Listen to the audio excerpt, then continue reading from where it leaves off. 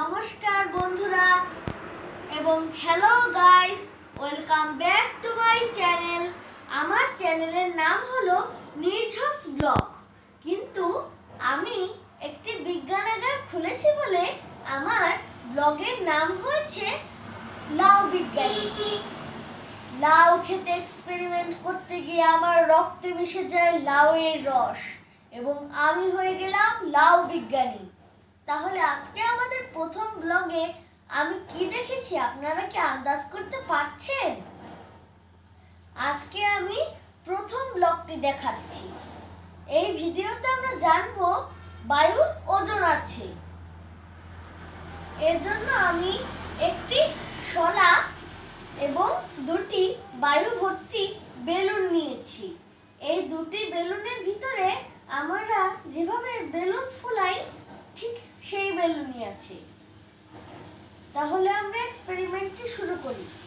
আমাদের এটি তৈরি করতে লাগছে দুটি বেলুন, একটি শলা এবং সুতা।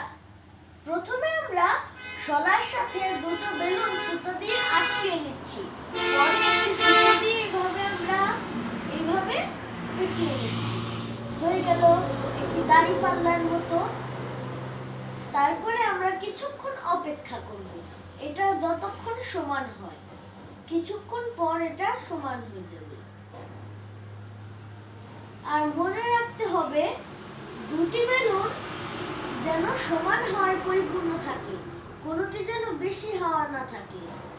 তো দেখুন আমার দাঁড়িয়ে গেছে এবং আমি নিচ্ছি একটি আলপিন। সেই আলপিনটা দিয়ে আমরা একটি বেলুন ফুটো করে দিব।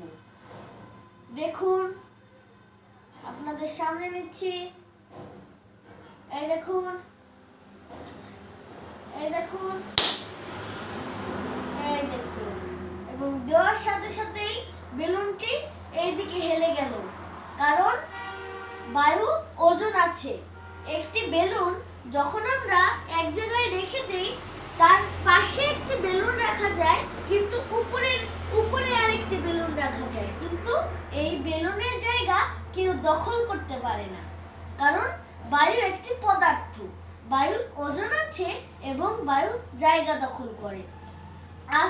আজকের ব্লগ এই পর্যন্তই। সবাইকে ধন্যবাদ। সবাই লাইক, শেয়ার, কমেন্ট করতে ভুলবেন না কিন্তু। দেখা হচ্ছে পরের ব্লগে। নমস্কার।